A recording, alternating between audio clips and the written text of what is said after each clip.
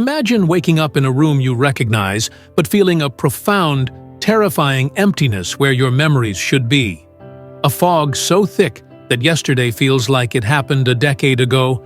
and the face staring back at you in the mirror is a legend, a monster, a man who once struck fear into the hearts of the toughest human beings on the planet,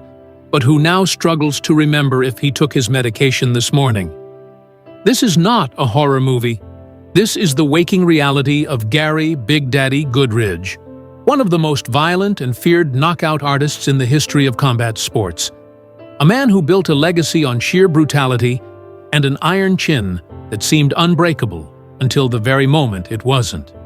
We cheered for the violence, we celebrated the knockouts, and we revered the warrior spirit that made him accept fights against the deadliest strikers on earth with zero hesitation. But while we moved on to the next highlight reel, Gary Goodridge was left alone to pay a bill that became due long after the cheering stopped. This is the story of a man whose brain is slowly betraying him. A tragic look at the true cost of being a gladiator, and the heartbreaking reality that the toughest fight of his life isn't happening inside a cage or a ring, but inside his own head, against an opponent he cannot knock out, cannot submit, and cannot escape. To understand the magnitude of the tragedy, you have to understand the magnitude of the monster. Gary Goodridge was in his prime, a force of nature who burst onto the scene at UFC 8 in Puerto Rico in 1996, creating one of the most visceral and horrifying moments in MMA history that is still played in highlight reels today. He wasn't a mixed martial artist by training. He was a world champion arm wrestler with immense physical strength and a background in street fighting. And when he trapped Paul Herrera in that crucifix position and rained down elbows that sounded like axes chopping into wet wood,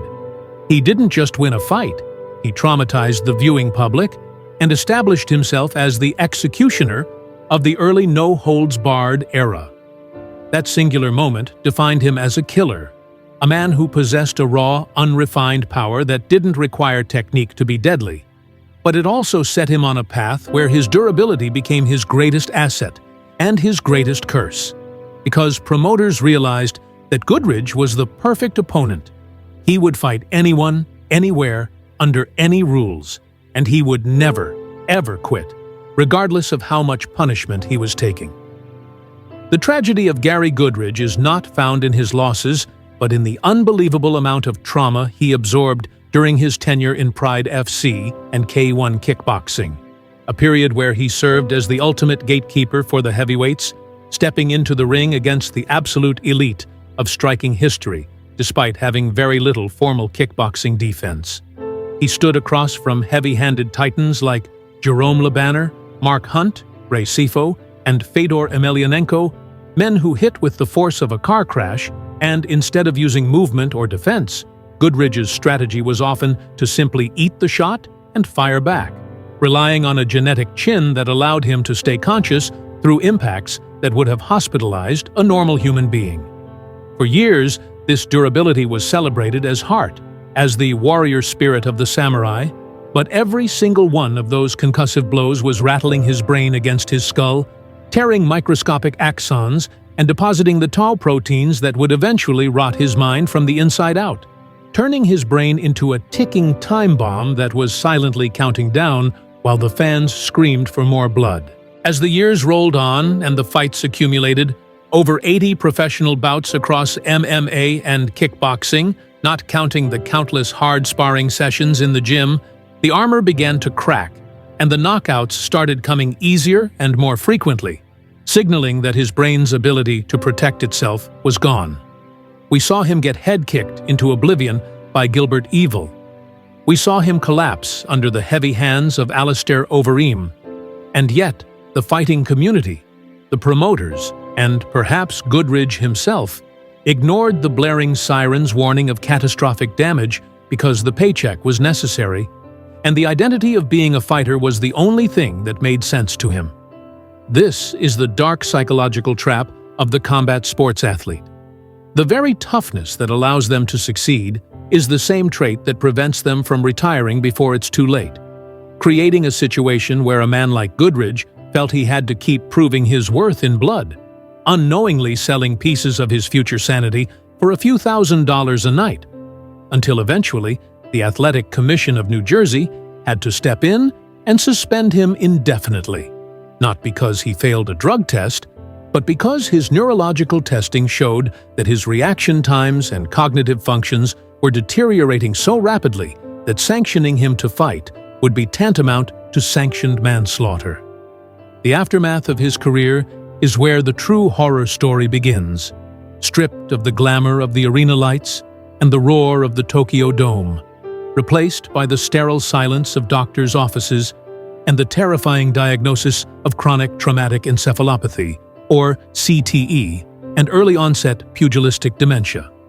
Gary Goodridge has been incredibly open and brave about his condition, describing a life that has become a fragmented maze of confusion, where short-term memory is almost non-existent, causing him to forget conversations he had 5 minutes ago, forget where he parked his car, or even forget the names of people he has known for years. He has described the depression that comes with this cognitive decline as a heavy, suffocating blanket,